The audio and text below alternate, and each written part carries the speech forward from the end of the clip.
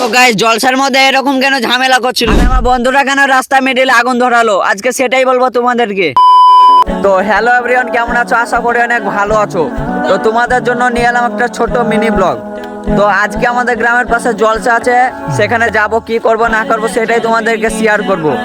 আর এখন আছে আমাদের গ্রামের মাঠে, বিল বলতে পারো। আর এখানে আমার বন্ধুরা কেউ গেম খেলছে, কেউ গুড্ডি উড়াচ্ছে।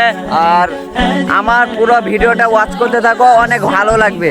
তো আমি ফটামগো সোয়েটারটা পিনে নিলাম, রাতে ঠান্ডা লাগবে তার জন্য। তো চলো এখন জলসা এখানে দেখা হবে। ফাইনালি গাইস জলসার এখানে চলে এসেছি। এর আগেবারে জলসার থেকে এবারে জলসাটা অনেক সুন্দর হয়েছে। আর জলসার কাছে এসে দেখি কত সুন্দর করে লাইটিং সাজিয়েছে। তাই আমি আমার বন্ধুরা মিলে যাচ্ছি এখন ভিতরের দিকে। জলসার মধ্যে সেরকম অতটা ভিড় ছিল না, আর স্টেজও পুরোপুরি ফাঁকা। এখন কিছু খাবার জন্য আমরা এখন সামনে যাচ্ছি। সামনে যেটা পেয়ে গেলাম মুড়ি মাখা কাকা। তাই আমি এতগুলো টাকা দিয়ে মুড়ি মাখা কিনবো বন্ধুদের সঙ্গে খাওয়ার জন্য। তাই আমরা মুড়ি মাখা অর্ডার দিয়ে দিলাম। কাকা আমাদেরকে রাশিয়ান চালে মুড়ি দিয়ে মেখে দিয়েছে। রাশিয়ান চালে ঝাল মুড়ি এখন আমাদের হাতে পেয়ে গিয়েছে। আমরা রাক্ষসের গতিতে খেতে লেগে গিয়েছি। এদিকে আমার বন্ধু খাবার জন্য ভিক্ষা চাইছে, তাকেও কিছুটা দিয়ে দিলাম। শেষে এরকমটা করলো আমাকে। তারপরে গাইস ফুচকা খাওয়ার জন্য চলে এলাম রাজেন মামুর ঢপের কাছে। রাজেন মামুর ঢপের কাছে এসে দেখি অনেক বড় লম্বা লাইন লেগে। আমরা এখন লাইন দিয়ে খাওয়া শুরু করবো। 2 ঘন্টা অপেক্ষা করার পরে আমার টাইমটা চলে এলো। ততক্ষণে আমি ফুচকা খাই, তোমরা একটা ফলো করো।